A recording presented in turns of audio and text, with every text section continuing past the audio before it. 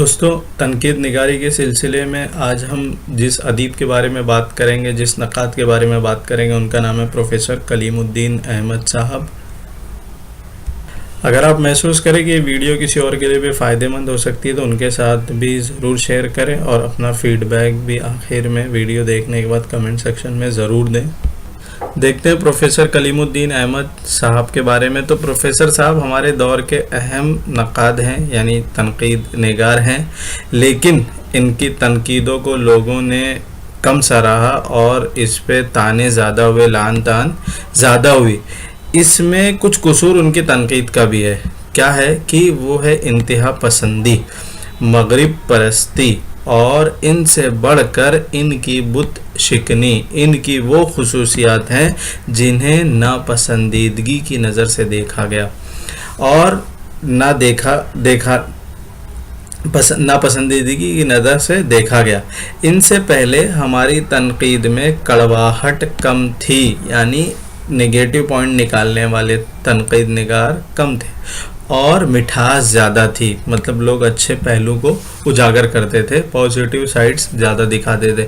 ایسے میں کلیم الدین احمد کی تلخ کلامی یعنی کڑواہٹ اور بھی تلخ لگنے لگی، مطلب جب ہر طرف مٹھاس کا معاملہ ہو اور اس میں کوئی پھر کڑوی بات کرے تو وہ اور بھی کڑوی لگتی ہے۔ ان کے قدم رکھتے ہی تنقید کی وادی میں بھونچال سا آ گیا۔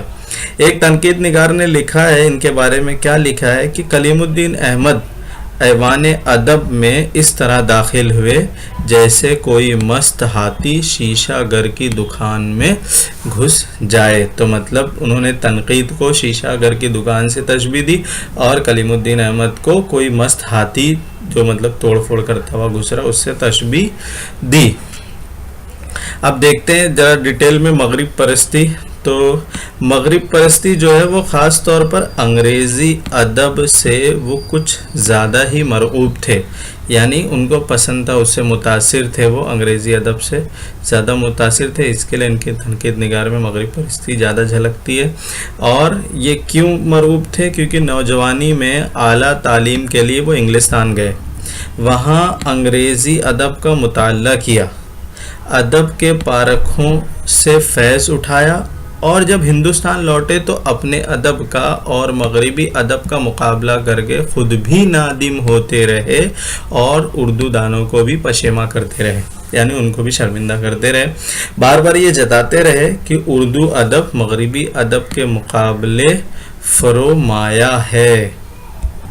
اردو، اور کیا کہتے تھے کہ اردو شعراء اگر فارسی شاعری کے بجائے انگریزی شاعری کی طرف نظر اٹھا کے دیکھتے اور اس کی پیروی کرتے تو اردو شاعری کی آج دنیا ہی بدلی ہوئی ہوتی۔ یہ کن کے خیالات ہے، کن کی سوچ ہے؟ یہ پروفیسر کلیم الدین احمد صاحب کے خیالات اور ان کی سوچ ہے۔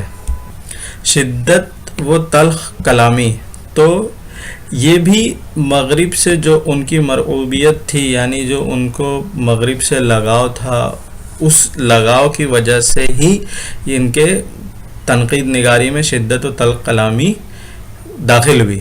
تو جب انگلستان سے لائی ہوئی کسوٹی پر اپنا ادب کھرا نہیں اترا تو جھنجھلا جاتے تھے، مطلب جب وہ انگلستان سے آئے تھے اور جب وہ انگریزی ادب سے اردو ادب کا موازنہ کرتے تھے، یا جو انگریزی ادب کو پرکھنے کا جو معیار تھا، جو پیمانہ تھا، اس پہ جب اردو ادب برابر نہیں اترتا تھا تو وہ جھنجھلا جاتے تھے، اور پھر جو رائے دیتے تھے انتہا پسندانہ ہوتی تھی، جو زبان استعمال ہوتی تھی اس میں سے آگ برستی تھی۔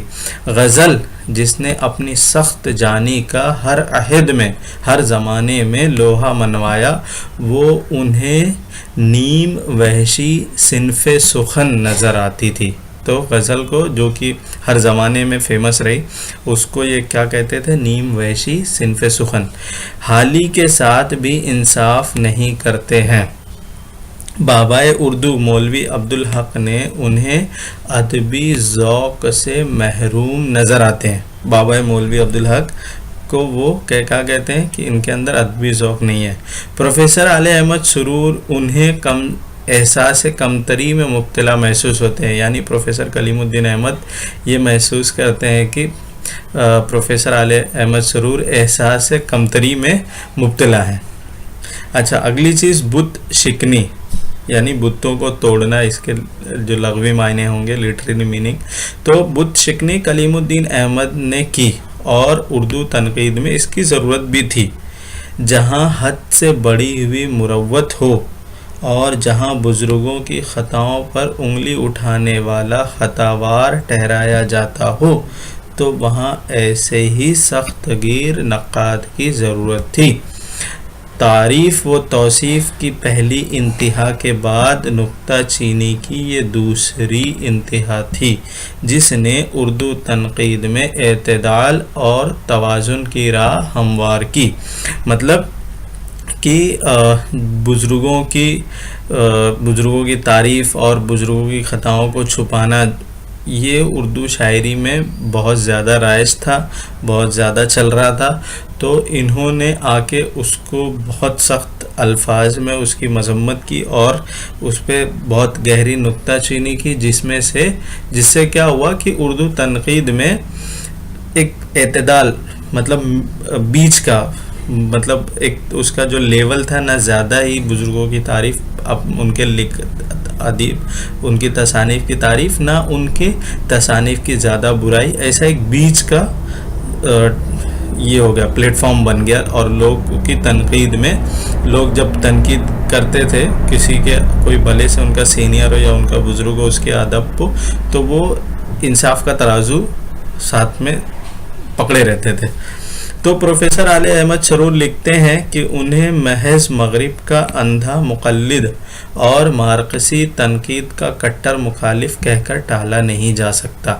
इनकी इंतहा पसंदी से चिढ़ने की बजाय इनकी संजीदगी से मुताल्ला करना चाहिए।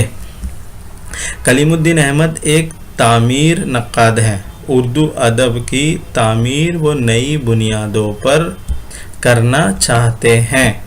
खुद इनके अल्फाज में इन्हिदाम के बग़ैर तामीर मुमकिन नहीं। इन्हिदाम मतलब डेमोलिशन, तो बिना डेमोलिशन के वापस से कंस्ट्रक्शन हो नहीं सकता। ये खुद उनके कलीमुद्दीन अहमद के अल्फाज हैं।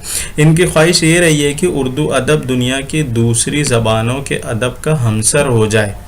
इसमें अफाकियत और अब्दियत जैसे औसाफ पैदा हो जाएं। इससे पहले हमने अफाकियत और अब्दियत इसके मानी से पहले की वीडियो में बताए जा चुके हैं। तो दोस्तों, इस वीडियो में इतना ही। अगली वीडियो में आगे कंटिन्यू करेंगे पार्ट 2 में। ये वीडियो देखने के लिए आप लोगों का बहुत बहुत शुक्रिया। और खुशी होती है जब कोई गलती निकालता है या कुछ कमी कोताही को हाईलाइट करता है कमेंट्स में। तो आपको भी अगर कुछ लगे तो ज़रूर हाईलाइट करें। वीडियो देखने के लिए आप लोगों का बहुत बहुत शुक्रिया।